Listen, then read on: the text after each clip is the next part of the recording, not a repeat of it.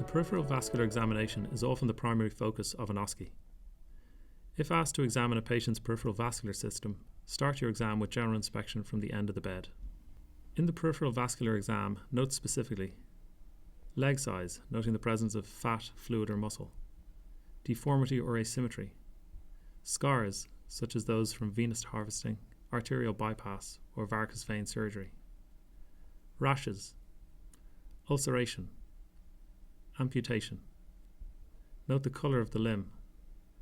Observe for stigmata of arterial insufficiency, such as pallor of one or both limbs, dry skin, hair loss, thickened atrophic nails, arterial ulceration, dark blackened toes, dependent rubor or amputation of digits or sections of limb. Observe for stigmata of venous insufficiency, hyperpigmentation of lipodermatosclerosis, which can cause an inverted champagne bottle appearance, edema, and venous dermatitis or eczema, which may manifest as discoloration, pruritus, scaling, erosions, or crusting. Can I just lift them up one by one and see the underside? Both of these may be confused with cellulitis, but unlike cellulitis, do not cause systemic symptoms or respond to antibiotics. Observe for venous varicosities and note the presence of edema. Okay. So I'm just going to put my hands. Palpate for temperature along the legs using the dorsum of your fingers. Palpate any erythematous areas for warmth with the dorsum of your fingers. Okay, now I'm just going to squeeze a toe. Check capillary refill time. This is normally less than 3 seconds.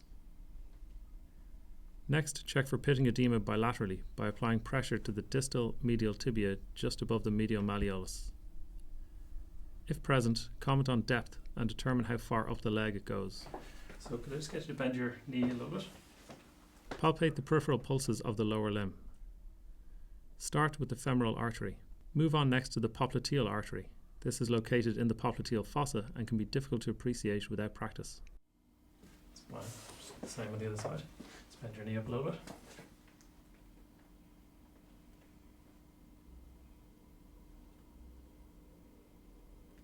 Perfect.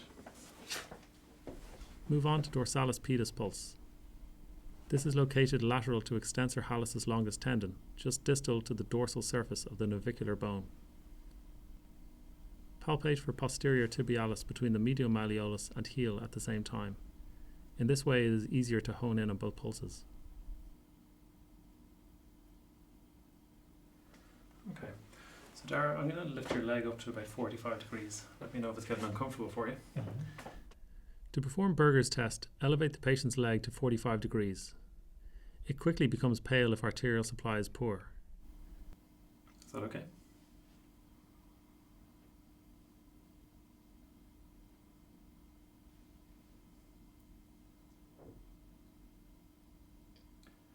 So I'm going to get you to swing your legs over and drop them over the edge of the bed on that side. Then move the leg back and allow it to dangle over the edge of the bed. If arterial supply is impaired, a reactive hyperemia occurs and the leg becomes red. And could you stand up, please?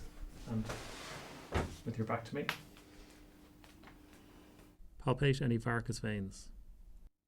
Note the other tests for varicose veins described in the notes. Okay, thank you. Okay, that's everything, Dara. Thanks very much. Right now.